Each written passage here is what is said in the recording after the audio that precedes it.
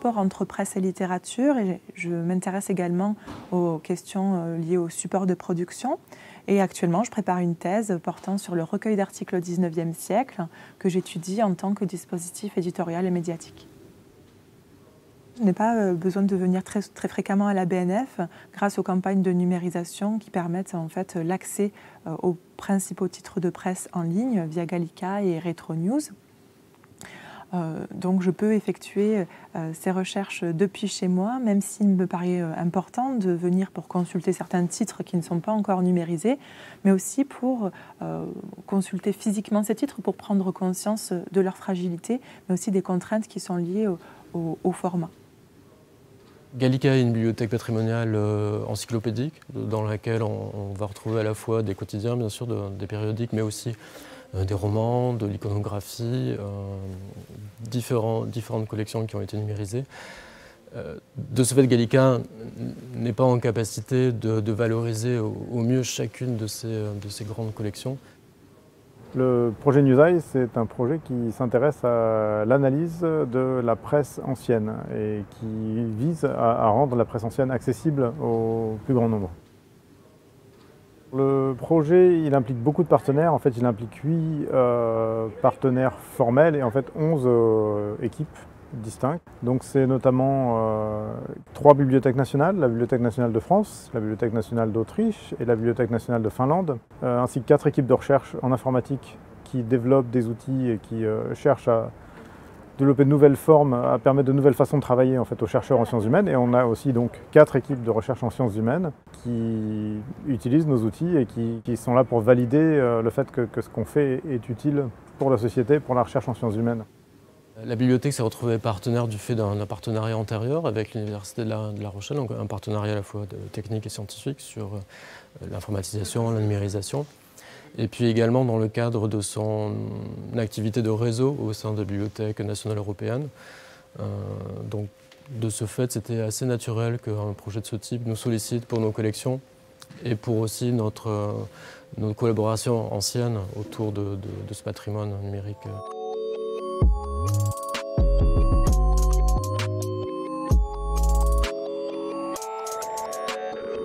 Le but du projet Newseye, c'est finalement de créer une chaîne de traitement des journaux numérisés jusqu'à leur utilisation par les chercheurs en humanité numérique.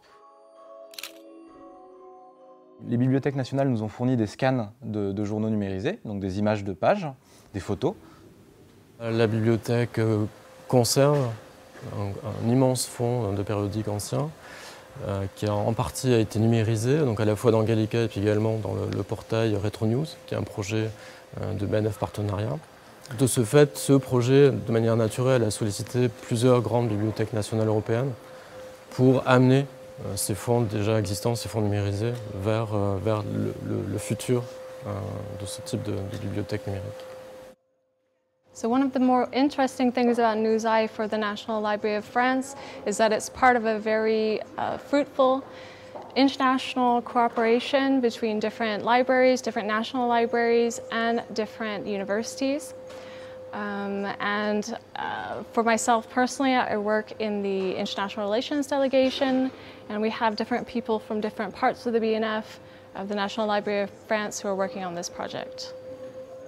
On a des gens qui travaillent sur des sujets différents, en histoire, en littérature, et dans des langues différentes, en finnois, suédois, français, allemand. Et donc l'idée du projet, c'est de démontrer que tout ce qu'on réalise est applicable à tout type de collection, dans toutes les langues, et a un impact sur, en théorie, tous les sujets possibles de recherche en sciences humaines, évidemment qui concernent les périodes couvertes par la presse ancienne. Le rôle de La Rochelle Université dans le projet Newseye, c'est d'une part sa coordination. C'est La Rochelle qui est moteur sur ce projet. Et puis, c'est les compétences spécifiques de La Rochelle Université qui sont dans ce qu'on appelle l'enrichissement sémantique. La première étape pour exploiter toutes ces données-là, ça va être d'extraire le contenu de ces images, c'est-à-dire d'extraire le texte, de transformer les pixels de l'image en texte numérique. En même temps que cette première étape-là, il faut également être capable de comprendre comment une page de journal est structurée, puisque ce sont des documents assez complexes, les journaux, dans le sens où l'unité principale d'information, ce n'est pas vraiment la page, mais c'est l'article. C'est dans les articles qu'on va trouver des choses cohérentes sémantiquement. Et là où la grosse difficulté vient du fait que tous les journaux n'ont pas la même manière d'arranger les articles entre eux. Certains vont avoir une grande page, il y a plus ou moins de colonnes dans les journaux. Il y a une grande diversité d'agencements des informations dans les journaux qui rend l'extraction d'informations très difficile. Et donc ça, ce travail-là d'extraction de texte et d'extraction d'articles, de reconnaissance des informations dans les journaux, c'est une équipe de Rostock qui est chargée de faire ça. Une fois que toute cette information-là a été extraite, eh ben, on va essayer de venir chercher dans le texte extrait des informations plus pertinentes que simplement un texte libre. Typiquement, ça va être ce qu'on appelle des entités nommées, donc essayer d'identifier des noms de personnes, des noms de lieux. Et une fois qu'on a identifié dans le texte ces noms-là, il faut ensuite être capable d'aller les lier à une base de connaissances pour être sûr finalement que cette mention de nom correspond bien à cette personne-là. L'exemple typique, c'est avec Washington. On sait que Washington, ça peut être à la fois une ville, une personne, ça peut être également un État. Donc Washington peut être plein de choses. Donc ensuite, une fois qu'on a détecté que Washington était quelque chose d'intéressant dans le texte, il faut qu'on arrive à l'associer à une entité bien définie quelque part. Donc une fois qu'on a identifié ces entités nommées, ce qu'on essaye de faire, c'est d'essayer de détecter l'opinion de l'auteur de l'article par rapport à cette entité donnée. Donc par exemple, dans le cas de Washington, on va essayer de savoir si l'article est plutôt positif ou négatif vis-à-vis de la mention de Washington. Une fois qu'on a tout ça, eh bien, on peut indexer toutes ces informations-là dans la plateforme que je suis en train de développer pour les rendre disponibles aux utilisateurs. À partir de là, les utilisateurs peuvent déjà faire des recherches par mots-clés dans ces documents-là, récupérer des articles. Quand les utilisateurs arrivent sur cette page-là, idéalement, ils ont déjà une idée de ce qu'ils veulent rechercher, ils ont déjà une liste de mots-clés potentiellement intéressants. Alors, ce n'est pas toujours le cas, donc on a proposé un outil qui permet d'identifier des mots-clés potentiellement intéressants sans que l'utilisateur y ait forcément pensé. Donc ici, on va s'intéresser aux femmes et aux pantalons. Donc on va essayer peut-être, par exemple, de trouver des mots-clés similaires à pantalon auxquels on n'a pas forcément pensé. Donc je fais ma recherche ici. Et le système va me renvoyer une liste donc, de mots similaires sémantiquement au mot pantalon. Donc on voit par exemple ici beaucoup de vêtements, gilets, vestons, guêtres, caleçons, peignoirs. La dernière étape d'aide à la recherche pour les chercheurs, ça va être la création d'un assistant de recherche personnel. Cet assistant-là, c'est l'équipe d'Helsinki, les équipes d'informaticiens d'Helsinki qui sont en charge de développer ça. Pour garder une trace de toutes ces recherches-là, il est intéressant pour l'utilisateur de se créer un jeu de données. Donc, ce qu'on appelle jeu de données, ça va être simplement un répertoire qui va être vide, un dossier vide, dans lequel on va pouvoir venir ajouter des articles pertinents. Ensuite, j'ai un choix. Est-ce que je m'intéresse uniquement, est-ce que je vais récupérer uniquement des articles individuels ou est-ce que je m'intéresse aux journaux dans leur ensemble? Et ensuite, on a un deuxième choix qui se présente, c'est est-ce qu'on veut faire une recherche exacte ou une recherche qu'on dit stémée. Si je fais une recherche qu'on appelle stémée, le système va me renvoyer des documents avec ces deux mots-clés tels que je les ai écrits, mais également des variations de ces mots-clés-là. Donc typiquement, femme au pluriel, pantalon au pluriel. Le but de cet assistant, c'est finalement d'aider et d'assister les utilisateurs pendant leur recherche sur la plateforme pour essayer d'identifier des mots-clés particulièrement intéressants, essayer d'identifier peut-être des périodes de temps. Bref, cet assistant va essayer, à partir de tout un tas de calculs statistiques, d'identifier des éléments intéressants que l'utilisateur n'a peut-être pas vus. On a ici les résultats de la recherche que je viens de faire. C'est un peu comme dans tous les moteurs de recherche d'information, si vous voulez. On a une liste de résultats.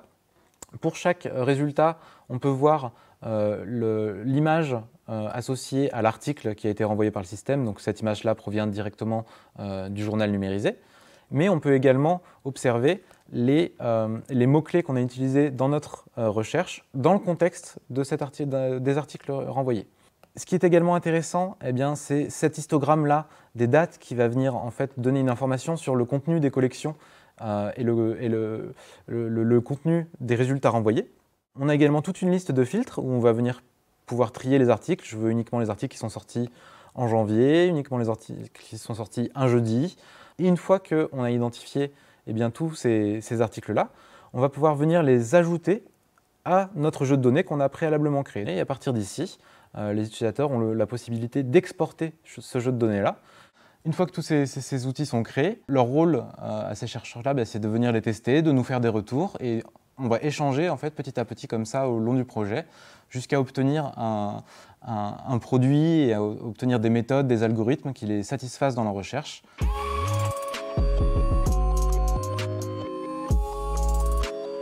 I'm working with newspapers since quite a while, so I already started working with digitized newspapers in my PhD phase, so I was also in my dissertation, and more newspapers actually are being digitized, but not really good accessible for everyone, and I think newspapers should not just be available for those who are digital experts. They should be available for everyone, but in a transparent form, in a good way, so they can actually use them and work with them, and not only those who are actually experts in digital methods and informatics.